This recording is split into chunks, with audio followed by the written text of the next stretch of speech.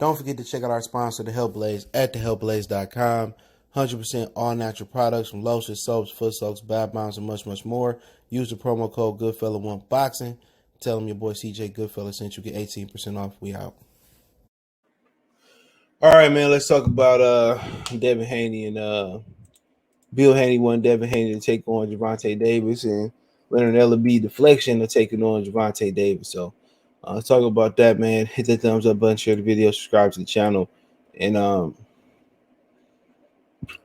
let's show you this.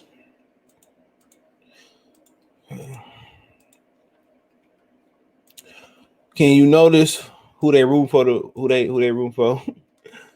Look how they got Devin Haney picture on Boxing News 24, and then they got Tank picture. Come on, man. Tank got hit just as much as Devin Haney did in that Barrios fight. And I think Linares is a better fighter than Barrios overall, but they say Bill Haney wants Gervonta Davis versus Devin Haney clash in the future. Since Bill Haney views Gervonta facing Ronaldo Romero in December, that's not official yet, as a positive sign for a fight between him, between his son Devin and Tank. He says, as a professional, Haney's fought no one other than Jorge Linares, Yorgos Gamboa, and he then shiny the fight. So then, my thing is this. The dude to roll it, Alan Fox. I mean, why ain't Tank trying to fight him then? Why ain't T.O. and them rushing over a contract? But we ain't answer that question. It was rhetorical. But I said Devin Haney won't go to 40 and 47. He said, quote, hopeful that the way I look, let me zoom in on it. I look at it as being a positive sign. Bill and Haney had the fight.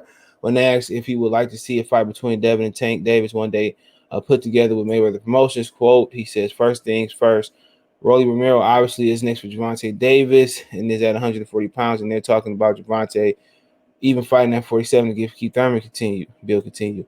So, quote, so things that brought us, Tank and Devin Haney together or made us cross paths actually is being in the same weight class. So with him, Tank Davis being at 140 or 147, I know it's not a fight that we are Devin Haney not looking to go to 40 for our next fight. We're looking to defend our WBC title, said Bill about Haney's immediate plans. All right.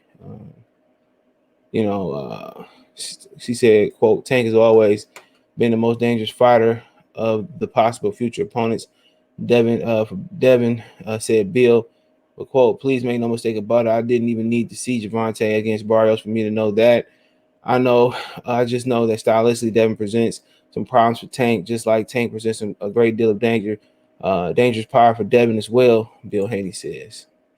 He did that on Fight Hype, but that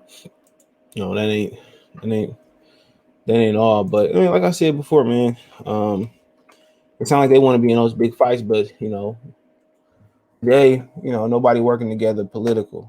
These dudes ain't working together no more. You got to sign their promotional company to fight them, and then they ain't even moving no numbers without you or about on their own. So that's my issue. These dudes ain't moving on numbers on their own. But how can we sit here and how can they sit here and demand somebody need to go across the street to fight them? Like I said, PBC ain't nothing but duck. It ain't nothing but duck season. And that's just what it is. But here we go. Hold on. There was definitely interest. Maybe probably before he had signed with his own. He had an opportunity to decide what he wanted to do, especially with that being his first initial contract, with being a partner in a situation. And he chose to go with Eddie Hearn in his own, and I commend him for that. Anybody else is doing those, Frank's going to be one of the biggest stars. Like any and everybody at this point, and they bring something to the table. We're gonna make these big fights happen, but they can't happen overnight. Everybody's got to be able to bring value to the table, And I'm not. There's no knock. I'm not calling him shot, and he's the boss. He's the biggest star out of all these weight classes. So, I mean, my question was, would TMT and Mayweather Promotions be interested in working with Haney now that he's a free agent? He's no longer with Devin, with DAZN any longer. I can't really speak on anything like that because again, they're doing their thing, and I commend them and I applaud them. You know, we're good over here. We're good exactly what we're doing, and I'm sure that Devin is very happy to be in the position that he's in. All right, man. Like I said before, a whole bunch of duck sauce, a whole bunch of that crab ragout dressed in duck sauce, whole bunch of that. I don't want to fight nobody. We biggest. Y'all ain't no biggest stars in the sport, nigga. You know, people know who Tank is, but people don't know who Tank is. I say that, man. People know who Tank is based off that woman he was dating in Moneybag Yo, destroying him and said something second verse. People know him more than that than boxing. Like I said, he talking about he the biggest star. He probably doing 150,000 in pay-per-view. If that, he ain't no big star. It's a cherry picker. And you just proving more and more why Floyd legacy was lame, garbage, timid, and punkish. I know I ain't even no fucking word. Blackish ain't no word, neither is it. But we know why. You know, this just vindicates me on telling y'all the truth about Floyd. And Floyd avoided Negro fight. He vicariously living his new career through Gervonta Tank Davis. All right, like I said before. Now, is it known that Tank is go to Floyd and say, "Well, I want to fight Devin, make it happen." Tank said he helped. He basically picked his fights too. He don't want to fight nobody. These dudes don't want to challenge nobody, man. That's the honest truth, But like I said before, that's why I don't respect Floyd Mayweather career. That's why I don't respect Floyd career, man, because Floyd ain't fight nobody, bro. Every time he fought a black fighter, damn near something bad happened. Other than like Sharper Mitchell, man, he fought Shane, he got cracked. He fought Chop, he almost went to the Shadow Realm. Keep going on and on.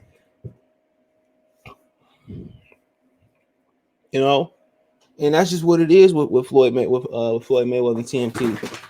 Go sit down, man. You want to shake near me? They didn't want to fight nobody. Floyd didn't want to fight nobody. I remember somebody coming, Floyd fought everybody. No, he didn't. He fought Paul Williams and Joshua Clottey, Antonio Margarito. We already seen the Margarito video, him ducking Margarito. Floyd was a pompous punk cherry picker, just like Gervonta Tank Davis. And Tank ain't no Floyd. Tank gonna fight somebody one day. They gonna cherry pick wrong. He gonna drink and get a ball of belly. He gonna get his ass whooped. He might even get stretched. Like I said before, they running from Gary. They running from people on their side of the street. They running from Gary Russell.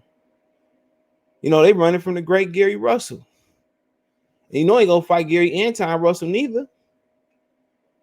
You know what I'm saying? Like I said about Floyd before, man. That's how Floyd moved his whole career, man. And he taught him to call himself the greatest. And he fought an old Oscar De La Hoya, man. That's how he got on. And then he fought a too small Ricky Hatton. Then he, changed the weight class versus Marquez. But before Marquez, then he sat there and ducked the whole division. Paul Williams, Joshua Clottey, Miguel Cotto, Antonio Margarito, Manny Pacquiao. He all of a sudden, why didn't he implement that drug testing for Arturo Gatti, random drug testing? Because he knew Pacquiao was gonna tear that little black cheeks off the frame. Pacquiao was gonna have fun. Nobody ever answered that question. Floyd Mayweather didn't create random drug testing, then bring random drug testing in professional boxing because he cared about the well-being or the state of boxing. Floyd has shown no liability about the well-being of boxing. He single-handedly destroyed boxing. That's why you got fighters talking about A side, B side, all that shit. He single-handedly destroyed boxing. Only reason he created random drug testing in boxing because he was scared to take an ass whooping. That's it. He was scared to get whooped on. Whooped that. He was scared to take an ass. He was scared of Pacquiao in 09.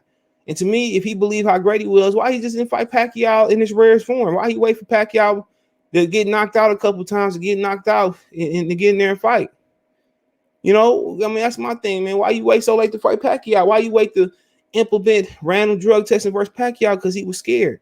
You had guys like Michael Irvin and countless other people saying that he was scared to fight Pacquiao. And I believe him. He didn't create random drug testing and bring that to boxing for the well-being of sport and to elevate the sport. He brought that in there. He was scared to take an ass whooping. That's just what it was. And he projected his career on Tank, and that's how they move. Floyd lived to fight Hispanic fighters. If he fought more rhythmic black fighters, he would have had losses, like Muhammad Ali, like Pernell Whitaker. If he continued to fight the best opponents out there, he would have losses. Unless he was able to stay at 130 pounds his whole career, maybe he could whip most people at 130. You know, but 130 ain't no real weight class. So, I mean, but at the same time, we already know what it is. Literally, you know, I wish them nothing but the best. Shut up. I wish them nothing but the best. And just say we scared of Devin Haney and scared come on, man. But then they talked about wanting to fight Joseph Diaz. All they want to do is fight Hispanic fighters, man. Just like Floyd Mayweather, man. The difference is he ain't gonna fight the Shanes, the Chop, the Sharba Mitchells. I know, unless they lesser. They were scared of Tevin Farmer. They were scared of Tevin Farmer, man. Tank ain't no. They know Tank gonna get whooped. They trying to milk this imaginary cow. They know Tank gonna get whooped. They know it. That's why they trying to milk this imaginary cow, man. Tell me he the biggest star. Well, based off what? Shit, if I took Cash Doll off of BMF and just sat her in the boxing in some capacity as a ring announcer, she'd be the biggest star in boxing. You know what I'm saying? If I took somebody off of Franklin off Star for no fall, he'd be a bigger star. If I took Bart Simpson, he'd be the biggest star. But I ain't saying much about boxing. Nobody care about boxing. Come on, this ain't hard to be a star in boxing by they expectations, man. But hey, here's what it is. Thumbs up the video, share the video, subscribe to the channel. All my social media subscription, Twitter's the fastest way, Facebook and Instagram, Facebook group link as well. Hit me up. Want to make a financial donation? Cash App CJ Good 313, Venmo CJ Good 313, PayPal link description. That's what the donate. Share the video, thumbs up, share, subscribe to the channel. Let me know what you guys think. Check the box news playlist one time.